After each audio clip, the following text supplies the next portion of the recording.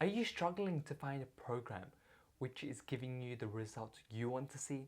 Or are you just new to lifting but overwhelmed with the amount of information on social media and not knowing which program to choose?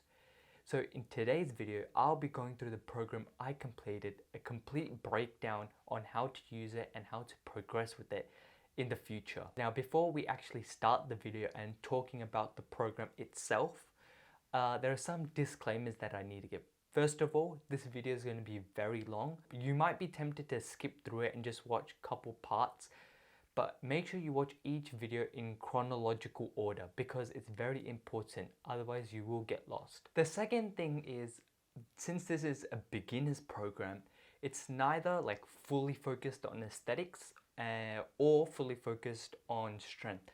It's like the best of both worlds, and it's building a foundation in both, where in the future, if you want to go either fully into bodybuilder training or more fully into powerlifting training, you can do either because you have this foundation. And finally, regardless of whatever program you use, to actually see progress and results, you need to be consistent, because muscle building is a long process, and if you aren't consistent throughout the whole time, no program or no supplement or no whatever food is going to actually give you the results. So now onto the program. The program itself is a 3-day full body split. You come into the gym 3 times a week. So in this example, let's just say Monday, Wednesday, and Friday. And each time you come in, majority of what you'll be doing are compound exercises. Compound exercises are basically movements which recruit many muscle groups and joints when you do 1 rep. So for example, the bicep curl, where you're curling curling the dumbbell, that's mainly only training your bicep. So that's called an isolation movement. But if you were to do, let's say, a pull-up, you'd be training your lats, upper back muscles, and your biceps as well. So since you're hitting multiple muscle groups, that becomes a compound exercise. Right, so you might be asking, why is it only 3 days? Why isn't it like a 6-day push-pull legs or a 4-day, 5-day hybrid split between upper, lower, and some other things? Shenanigans, bro. Here's the thing. You can always add more, but you can't take away. When you're first working out, you really want to build the habit of working out, which means you need to be always showing up to your workouts, being dedicated, not just motivated. Going 6 times to the gym requires double the commitment compared to going 3 times in the gym. When you're first starting off going to the gym, the less commitment you need on your behalf, it becomes much easier to build the habit. And once you build the habit of going to the gym 3 times a week or working out 3 times a week, regardless of the circumstance, so whether you're in lockdown or some bizarre condition where you don't have access to the gym, your body's going to signal to you that I need to work out 3 times a week because I built that habit. I don't need a gym. It's just that I built that habit to actually go work out myself. So when you reach that point where you realize that, you know what, it's become a habit for me to work out 3 times a week, and now I also have the time to accommodate more, you can then add more days. So you can go 4 days, 5 days, and as you keep progressing, you can extend that to 6 days. Whereas if you first started off at 6 and then you soon realize that you don't have the time, and you don't have the commitment to show up every single time, over time you're not going to build a very good habit, and it's going to be more patchwork where some weeks you go all 6 times, other weeks you barely manage to go 3 times. Also, when you first start working out, since your muscles aren't used to like touching weights at all, they've never been required to do so in the past, you get a lot of soreness from working out because everything's so new to your body. Now, if you were to go 6 times a week, that would be double the soreness as if you went 3 times a week. And double the soreness means your body has to spend double the resources just recovering from each workout as opposed to actually building muscle. So because you're feeding yourself, you're not feeding yourself 2 separate foods. Whatever food you give your body, those nutrients have to be split between repairing your body and also building muscle. Now, if you have double the damage, your body is going to spend a lot more nutrients recovering and actually not as much building muscle, which means if you were to go to the gym 6 times a week when you first begin, the double muscle damage would actually mean you'd be growing less muscle because less nutrients would. Here there is two separate columns. So you've got the left column over here and also the right column over here. Basically there are 2 weeks, so it alternates. You've got week 1, and then you do the following week you do week 2, and then the week after that, so week 3 technically, you do week 1's workouts again. And basically, so it says over here day 1, day 2, and day 3. This doesn't mean there's no fixed days, like Monday is day 1, day 2 is Wednesday, and so on and so forth. It's just whenever you feel like going. But the thing is, you gotta make sure you're hitting 3 workouts. So let's just say in week 1, from Monday to Sunday, you gotta do day 1, day 2, and day 3. So you gotta work out 3 times in that 1 week. Now, whether you take a break, so like whether you do day 1 and then a break, day 2 and then a break, and then day 3 and then 2 breaks, or like you add 2 breaks in between, doesn't matter. The only requirement I would say is after every day, you want to ensure that you at least have 1 day rest. This is to ensure that your muscles are well rested and ready for another workout. So you could maybe go like Monday, Wednesday, Friday. So you're taking a break on Tuesday, Thursday, Saturday, Sunday. Or you may go something like Tuesday, Thursday, Sunday. So where you're taking a break on Wednesday, Friday, Saturday, and Monday. So it really depends on you, what you want to do. And just make sure it fits into a schedule and you work out 3 times in one. Now, so this looks very complicated over here, and you might be wondering what are all these, like it's got all exercises and numbers and everywhere. Let's walk through step by step. So week 1, let's just say, is this week, and then day 1, which is today. When you first go into the gym, before you do any exercise, so any of these exercises which are in order, you want to make sure you're doing a dynamic warm-up. I'll link in the description below what dynamic like a video or a tutorial about dynamic stretching, which basically means static stretching is like, touching your toes and holding it for 30 to 60 seconds. Dynamic stretching is not holding the stretch, but just moving around, like arm swings or like leg swings, just to warm up your body and just reduce the chances of injury and make your muscles like ready to actually fire when it comes, or when you need to actually do it during the actual exercise. After that, you go to the first exercise. So on day 1 over here, we've got deadlifts. Now, if you probably know what deadlifts are, and the number before every exercise, so you've got 2 over here, 3 in front of the squat, 3 in front of the bench, so on and so forth, is the number of sets of that exercise you have to do. So on day 1, you'll be needing to do 2 sets of deadlifts, and the number after the actual exercise is the number of reps. So day 1, you do 1 set of deadlift for 5 reps, you wait, and then you do another set of deadlifts for 5 reps. And then you move on to squats, which you do 3 sets for 5 reps. So up to this point, we've done dynamic stretching, and now we're at the squat bar ready to deadlift on the mat. But before you actually start deadlifting, you want to make sure that you do a deadlift warm-up. So this is different to your actual dynamic stretching warm-up at the beginning of your workout. The deadlift warm-up, and you got to warm up for each exercise as well. So squat, bench, so on and so forth. For each one, you want to first do 4 reps. So you want to do 4 reps of deadlifts, or 4 reps of whatever exercise without the bar. Now the thing is, for the deadlift and for the Pendlay Row, you can't do it without the bar, or you can, but it becomes very difficult because you'll have to stretch, and you'll realize that when you learn the technique for these exercises. But for the squat, which is on your neck, or for the bench, which you're holding in your arms, for the barbell row, for the overhead press, all those exercises, or even for the pull-ups, you can do them without the bar or without any weight. In that case, what you need to do is 4 reps just without the bar, just to make sure you're familiar, like, you're warming up the movement. But for the deadlift and for the Pendlay Row, you'll need to add the smallest weight possible on either sides, and just need to do 4 reps with that. After you do 4 reps, just the bar, so without any weight, you then do half of the actual weight you will be doing. Okay, so let's just say, taking the deadlift example, you first did 4 reps with the least amount of weight on both sides. So that is the 5 kilogram plate in Australia, I'm pretty sure. So you put 5 kilos on either sides, and that means altogether, including the bar, that would be 30 kilos, because the bar itself is 20, and you have to make sure you count that. Then you do half of the actual weight you'll be doing. So let's just say you're deadlifting 80 kilos on today's session. Half of 80 would be 40. So you would put on 40 on the bar. So there was already 30. You just have to add 5 on both sides. And you do that for 2 reps.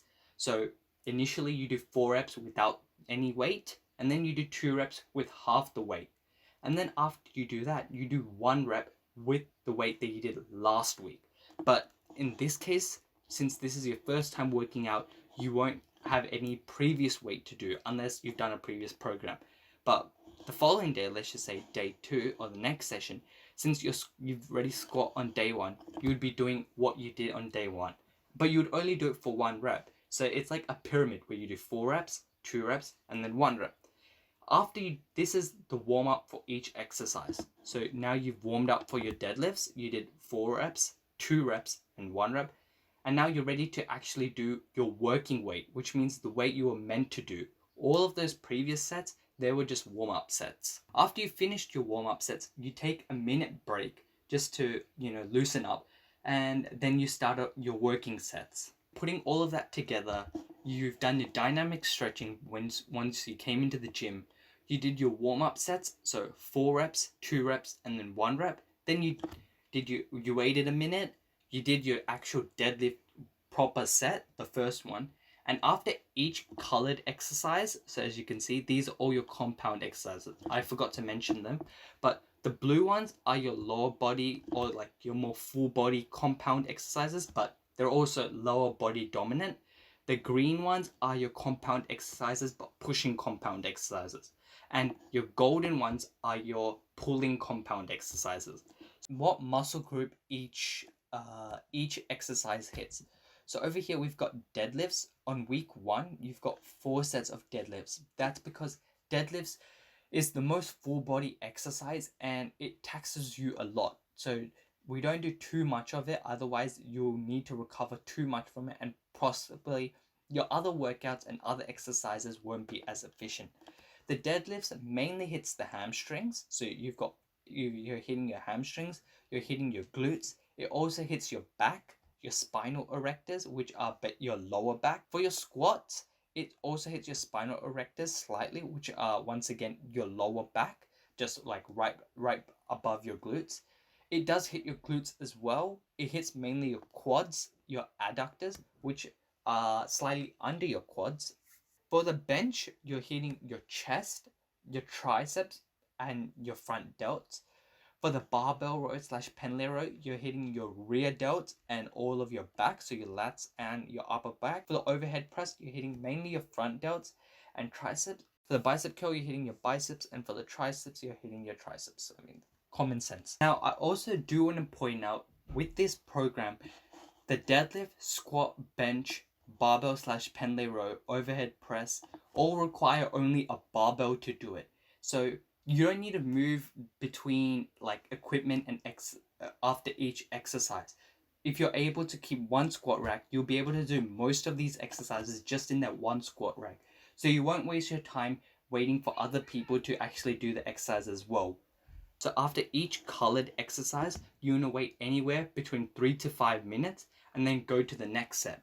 So you did one proper set of deadlifts, you waited 3 to 5 minutes, and then you do your next set of deadlifts, and then you wait 3 to 5 minutes, and then you move on to your squats, where before you actually squat, you do your warm-ups, and then you proceed, rinse and repeat. In addition to the dynamic stretching, which I've linked in the description below, I've also included the form for majority of these exercises, so you can learn the proper way of doing it without injuring yourself. For the isolation movements, and in this program there are only 2 isolation movements. You've got 3 sets of bicep curls and also 3 sets of tricep extensions. After each set, you only need to wait 1 to 2 minutes between each set. And also for the bicep curls and tricep extensions, if you're pressed on time, you don't need to do any warm-up like 4 reps, 2 reps, 1 rep. You can get straight into it because your body is most likely warmed up, and since they're isolation movements, they're not that complicated to do. Now, how to decide your actual working weight. So the weight you should be using, the 2 sets, 3 sets, so on and so forth. Before you actually start this program, you'll need to spend a couple of weeks learning the technique from the videos in the link, like in the description below. After learning the proper technique, which may take a couple weeks, sometimes could take even up to a month. After you've learned how to properly execute the technique, then you'll be able to tell your working weights. So for exercises which require 5 reps, so you've got your deadlift, your squat, your bench, your barbell / Pendlay Row, and also your assisted pull-up or your actual pull-up. For those exercises which require 5 reps, the weight you initially start off on, so on day 1, week 1, what weight I should be starting on should be what you can do for 8 reps with good technique. So let's say you started practicing technique in the gym from today, and 1 month from now, you're able to deadlift, let's just say 80 kilos for 8 reps. So you'd pick deadlift. So, and then the next week when you actually really start this program, you'd be deadlifting 80 kilos for 5 reps. Yes, it may be very easy because you can do it for 8 reps, and instead you're only doing it for 5. But that's the whole point. I'll explain later on.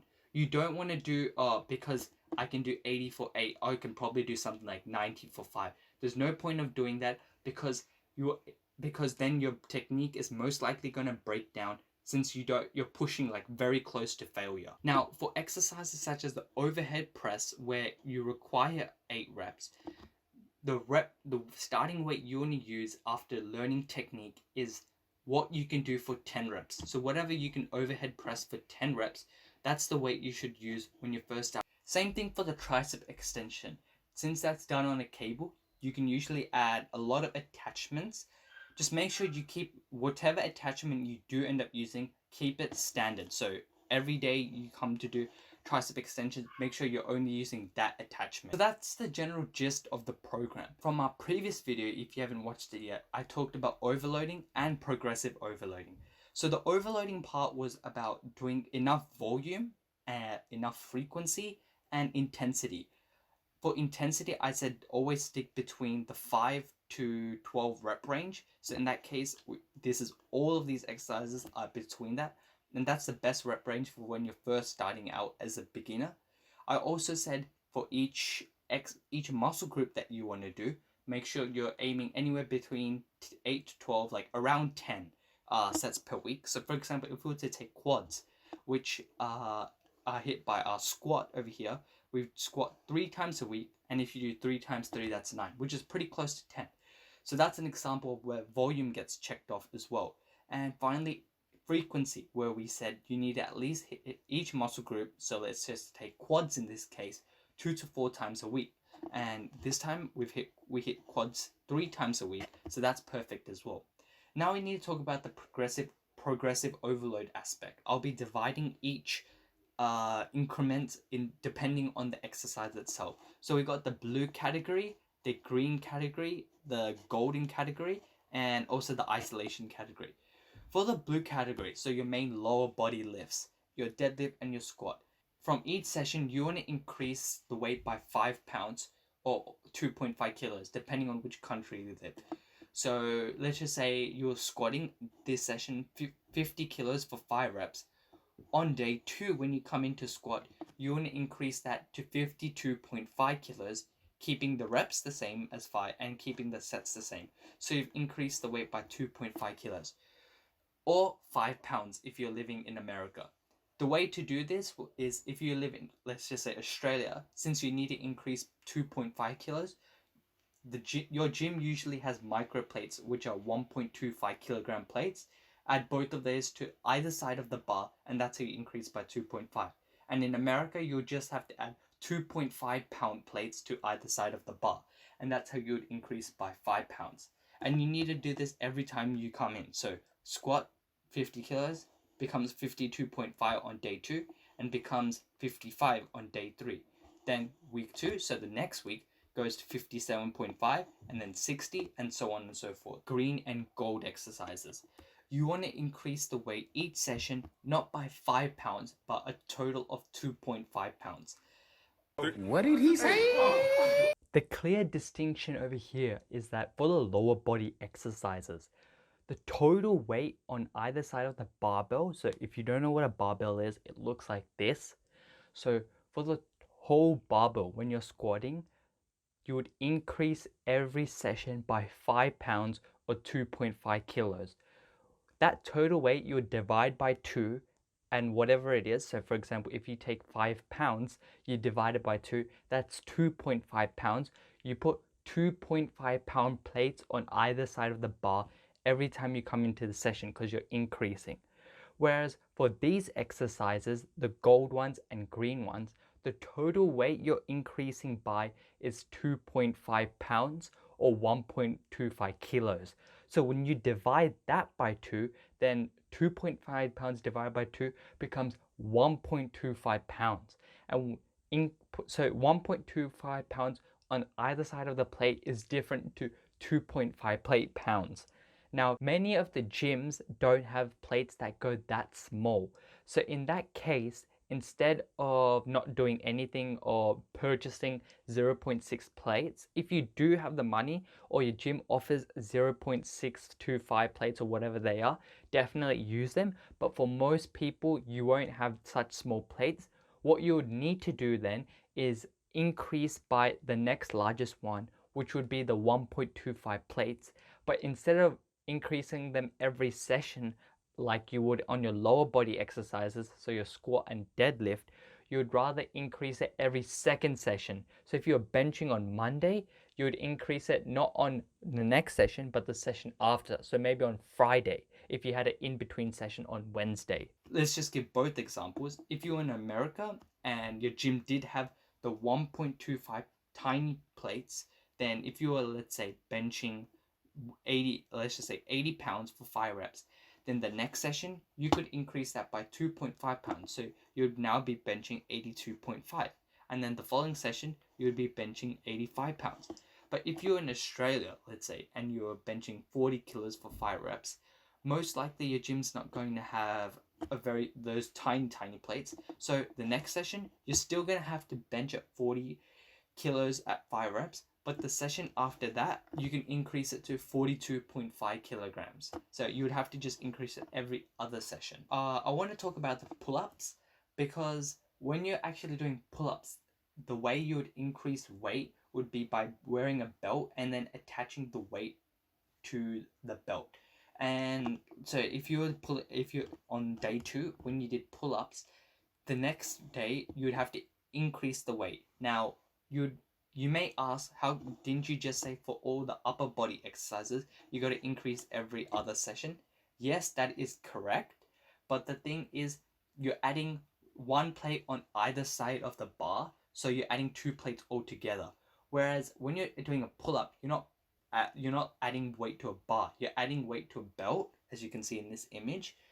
And because of that, you only add 1 plate. So it's technically considered, after 2 sessions, you'd be adding 2 plates, which is the same thing as adding 2 plates at once, but after the following session. But if you're like me, when you first started out in the gym, most likely you won't be able to do a pull-up, and definitely not 5.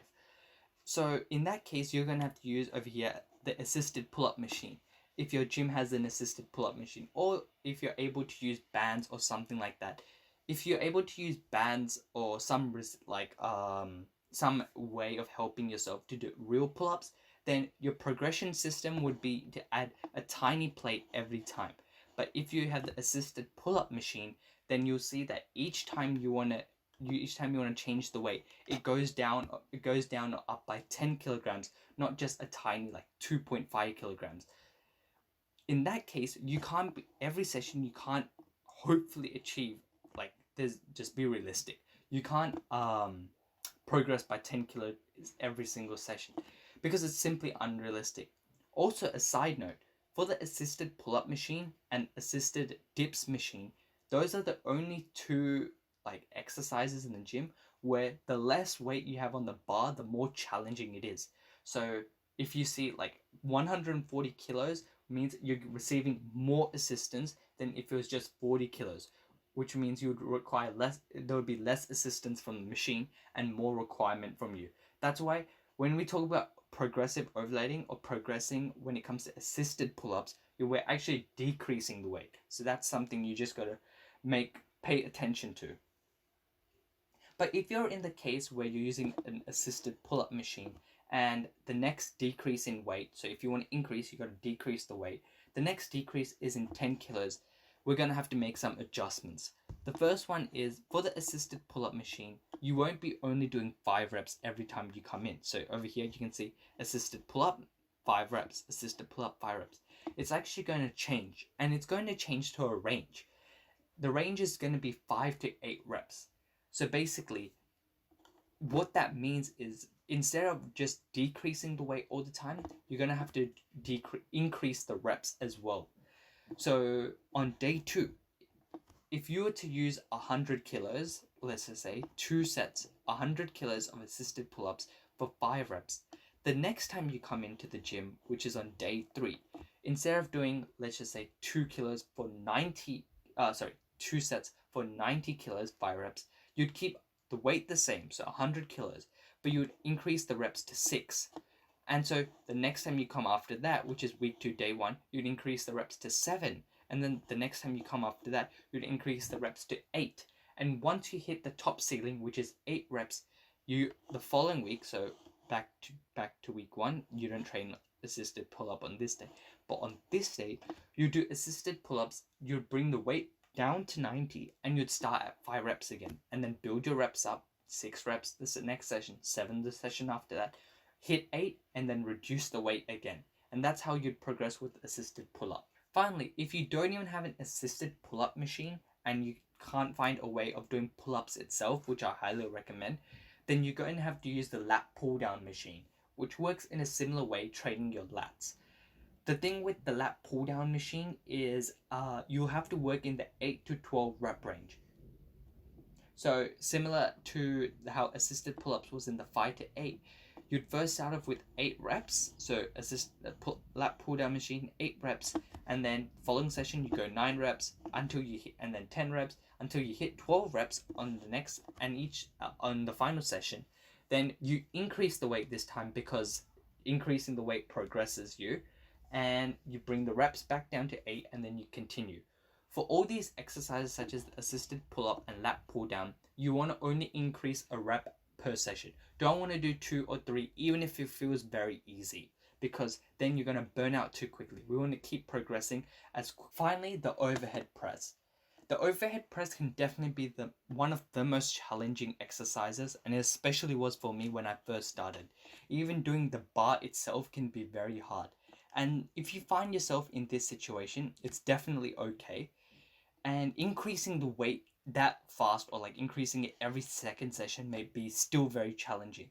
If you do find yourself in that situation, you may want to slow down the increase in weight. So instead of increasing it by 2.5 kilos every second session, you may want to wait the whole week and then increase it by 2.5 kilos the next week, and stick with that the whole week. So let's just say you're overhead pressing 20 kilos, so just the bar itself, because you couldn't do any more.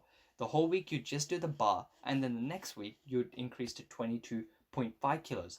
That whole week you'd use the same, and then you would move back onto, and then week 3, so you'd move back to this, and then you'd increase it to 25. Another note, if 8 reps is way too hard for you, you can decrease all overhead press reps to 5. So similar to your deadlift, squat, bench, make it 5 reps. That would make it much easier. Now finally, for the biceps and triceps, so the bicep curls and tricep extension, the progression is a bit different.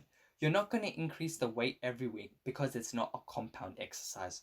Instead, what the aim of progression is each set, so you've got 3 sets of bicep curls and 3 sets of tricep extensions.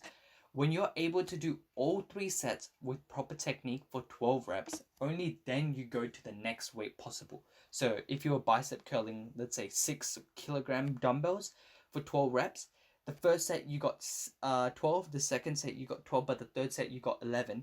The next session, which would be day 2, you'd have to stick with the same weight until you get 12 reps on all 3 sets. Once you can do that, you'd move up to the next dumbbell, which would be 7 kilos. Now, after all of this, you may be wondering, after I do day 1's exercises, how do I remember how you've been progressing?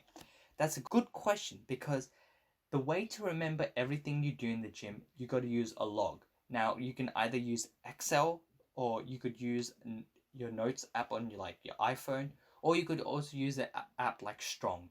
Because you're able to log your workouts, it becomes very easy. So you know what you hit last week, what you hit last session, what you need to hit this session, and it just makes it very easy, and you don't need to do that much math. Quick maths. Talking about deloads. So there will come a time when you're actually working out. So let's just say this is week 8, and so week 8 would probably be an even week. So you're using, well, it's definitely an even week, and so you're probably doing one of these days, and let's just say it's day 2, and you just finished squatting and you're doing very well, but you're starting to feel slightly challenged from squatting because you're just able to get the weight up for 5 reps with good technique. And you come in day 3, so a couple days later, and you go to squat and you're not able to do the number of reps for good technique. And this is called failure. Now, there are 2 types of failure. There's called technical failure and also mechanical failure. Technical failure is when you can't do, let's just say, if you were meant to squat 80 kilos for 5 reps. If you weren't able to do those 5 reps with 80 kilos with proper technique, and you needed to break your technique. In the bench press, you maybe had to lift your butt off the bench. You had to break technique just to get up, just to get those reps in. That's when you broken technical failure. In order to get your reps in, you have needed to break technique. On the other hand, mechanical failure is when you can't get the weight up even after breaking technique. So you've broken technique, Which means you're cheating. but you're still a loser because you can't get the weight up. Okay, and so that's the difference between the 2. Most of this program is mainly based on compound exercises. So as you can see, each day is like 5 out of the 7 exercises are just compounds. You'll be lifting heavy weights, especially relative to what you can do. So I'm not talking about, is 50 kilos heavy or is 150 kilos heavy. I'm saying relative to where you are, you'll be lifting weights that are pretty heavy to what you can do. And because of that, technique's very important, because if you mess up your technique, you're going to immediately skyrocket your chance of injury.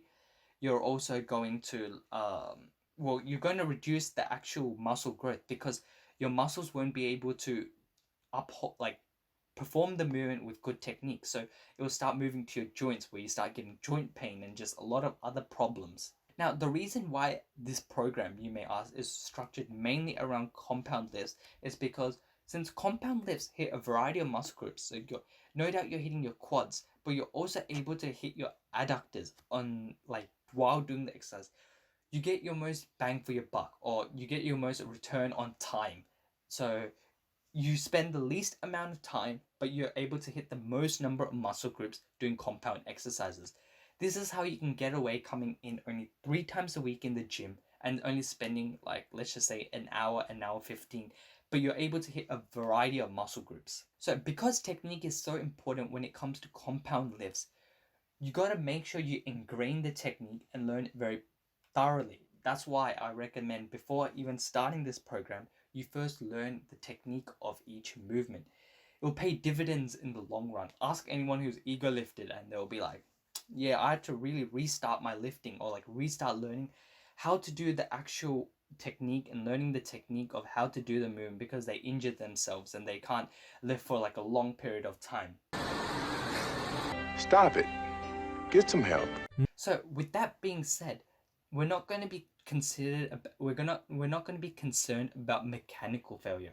We're mainly focused on technical failure. So from now onwards, when I refer to failure, I'm talking about technical failure, where you need to break your technique just to do a rep. So let's just take the example of week 8, day 3, you come into squat, and the first set you squat, you're able to do 5 reps. It was very difficult. Second set, you did your 4th rep, and on the 5th rep, you had to break technique just to get the weight up. immediately rack the bar. So even if you're on your 4th rep and you break technique, or 3rd rep and you break technique, immediately rack the bar. Don't consider that rep that you just did. Count the other reps that you did and log it in. Wait a full 5 minutes so you're fully rested, and then try again. So the 3rd set over here on the squat. If you're still not able to do the full 5 reps, or even if you do the full 5 reps, you got to note it down, and you got to realize that it's come a time where I can't push any further. This doesn't mean you've stopped progressing, but it simply means it's time you need a deload before you continue progressing again. So what a deload is basically day 2 you did 77.5 kilos for 5 reps. Day 3, so you came in 2 days later and you were meant to do 80 kilos for 5 reps. The first set you were able to nail it, but just. Second set you only got 4 reps. 5th set you had to break technique. And on the 3rd set, even after resting a full 5 minutes, you were still only able to get 4 reps. So because you weren't able to get full 5 reps without breaking technique on each set, it shows that you need a deload. And what this means is the next week, which means week 9, so an odd week, we've come back here to squatting. Instead of squatting 82.5, because let's be real, you're not going to be able to squat that much. You've just failed the week before. You take what weight you were meant to do, which was 80 kilos over here, and you do 90% of what you did last week. So last session. So you've got your 80 kilos, 10% less of 80 kilos. So 10% of 80 is 8 kilos. So you do 80 minus 8, which is 72 kilos, and round that up to, well, you can either round that down to 70 kilos, or you can either round it up to 72.5, which is much closer. So we'll just round it up to 72.5 kilos, and you start back there. So you do 3 sets at 72.5 kilos for 5 reps. Now it's going to be very easy, I understand, and you're probably going to be like, what's the need to do that when I was able to do 75, 77.5 the week before? The point is, you're giving your body and your muscles enough time to recover and grow, so you can be ready to do 80 kilos for full 5 reps next time. You're also giving your mind to understand like the motor patterns and the technique of how to squat. So if you give yourself enough time, so you start at 72.5, come back in day 2 and you follow the same thing. So 72.5 becomes 75, and then 75 becomes 77.5, and then it becomes 80 over here. You'll most likely be able to do 80 because you've gave a whole week to your body and your quads to understand how to squat and how to overcome failure. And so when you come in for this session to do 80 for 5, more than likely you'll be able to do three sets at 80 kilos for 5 reps, and then you'll be able to do 82.5 the session after that. And that's how you would break through the sticking point, or how you'd break through failure, by implementing a deload. This works for all exercises. Whenever you end up hitting failure, or when you can't do the prescribed reps for without breaking technique, make sure you do 10% less weight and continue from there from the following sessions. Finally, I want to end off by saying that this program, especially if you're a beginner or just starting in the gym, will guaranteed last you 6 months, if not even up to a year training.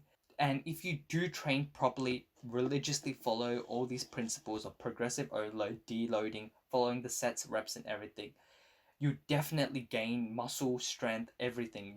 You'll start seeing huge improvements. And if you complement your training with eating well and healthy, you'll see mad gains. So good luck to all you fellas. Cheers. See you next time.